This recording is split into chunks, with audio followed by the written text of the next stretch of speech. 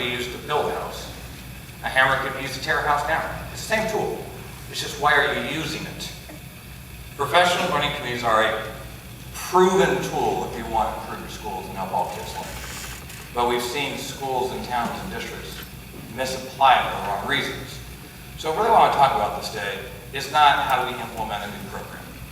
Let's talk about how we have to think about how our schools need to work and what we need to do as adults to help children with their futures. Okay? I want to pose a question to start this day because really we're talking about we need to change the way we think about school. We need to change the way we think about the way schools work. And I'm firmly convinced that if you want to think right, you got to start by asking the right questions. And what I get scared about as a citizen is I hear the dialogue in education right now across this nation, across your state, and I just think that they're all focused a lot on the wrong questions. We have a lot of schools and focusing on raising test scores. That's just not the right first question, you know?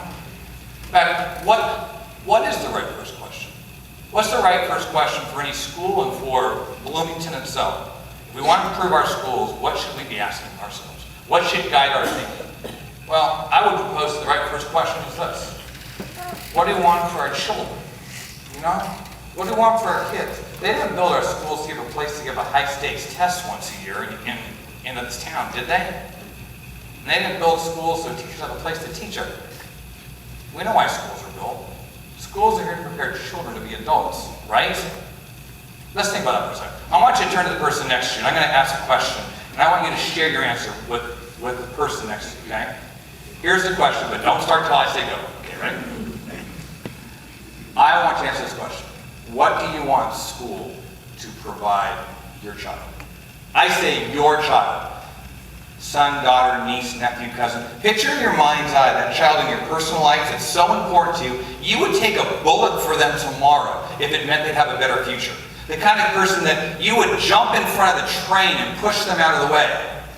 Risk your life without even thinking an eyelash, a blink about it.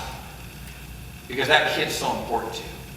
Now when you get that kid or kids in your mind, here's the question. What do you want school to provide that kid? But when you turn and share your answer, have a caveat to it. I want your answer in one sentence, okay? And I don't want run-on sentences either. I want this, and that, and this. No. 10 words or less. When push comes to shove, what do you want school to provide your kid? Make sense? You got 2 minutes. Turn to the person next to you and share an answer. Ready? Go.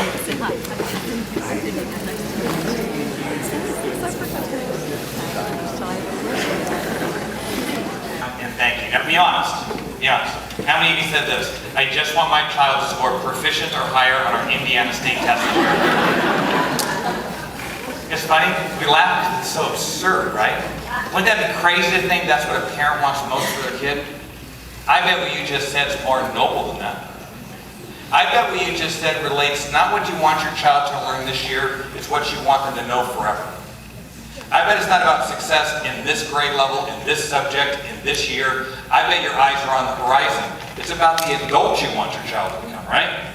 And I bet what you just said relates to the quality of their character and the human being that they become, just as much as the facts and knowledge they can regurgitate inside their head. Now, how many schools across America right now, when it comes to improvement, the question is how do we raise our test scores? When it comes to kids, we're judging who they are and what they become by how did you do on the state test this year. We are setting the bar so low. You could have the highest state test scores in the whole state. Bloomington could improve and get every kid to score proficient and have those kids woefully unprepared for life if that's all they got. They need more than that, don't they? We are talking about us in our schools thinking about what do our children need to be successful in life.